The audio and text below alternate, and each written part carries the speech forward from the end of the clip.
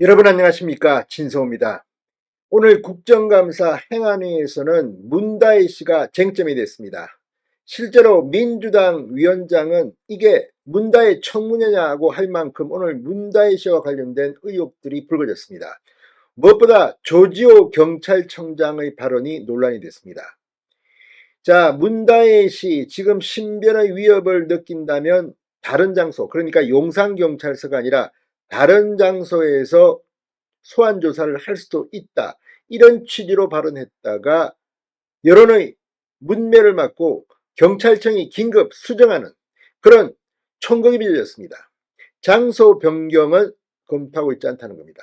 자, 지금 조지호 경찰청장은 아마도 원론적인 답변이라고 했을지 모르지만 문다희 씨는 지금 5일 새벽에 이 음주운전 사고가 났는데 지금이 언제입니까? 아직도 용산경찰서는 소환조사를 하지 않고 있습니다. 지금 눈치만 보고 있습니다. 자, 지금 경찰 민주당이 다수석이고 하다 보니까 벌써부터 민주당에 줄 서는 겁니까? 이거는 안 됩니다. 문다희 씨가 문재인 전 대통령의 딸이라고 해서 과하게 할 필요도 없지만 일반 국민들과 다르게 특혜를 주면 안 됩니다. 지금 그 유명한 연예인들, 대중들에게 사랑을 받는 연예인들도 경찰에 그냥 출석합니다. 원래 경찰 소환 조사는 비공개가 원칙인 게 맞습니다. 그런데 문제는 경찰에 출석하는 것 비공개로 하더라도 기자들이 죽치고 앉아서 취재하면 어떻게 합니까?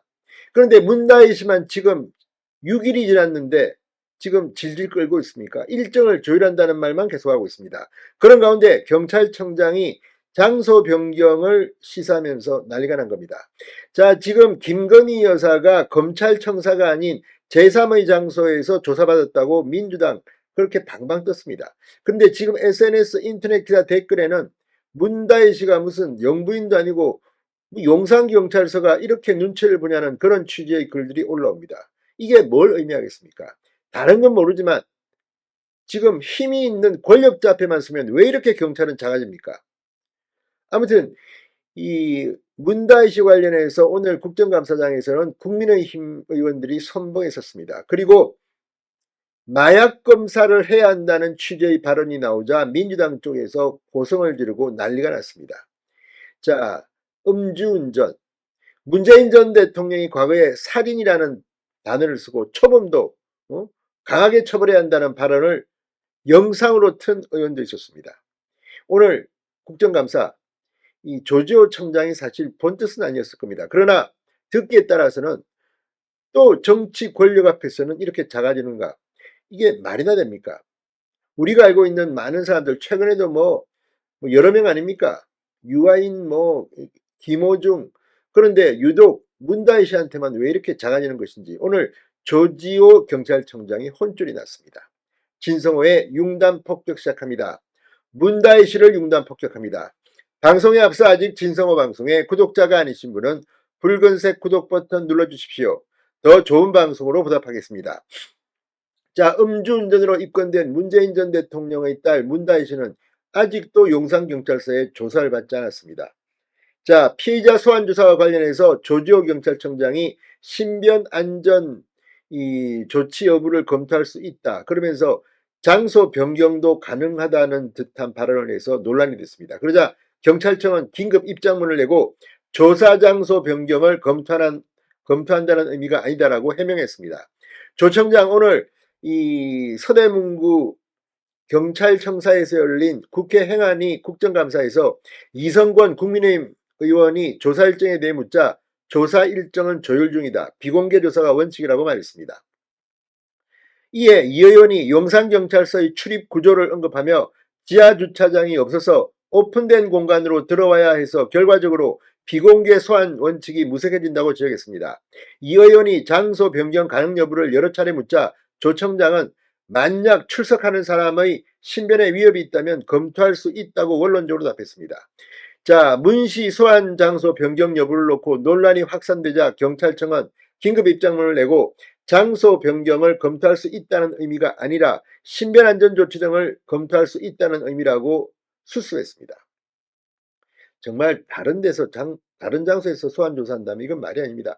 그러면 원칙이 깨지는 겁니다.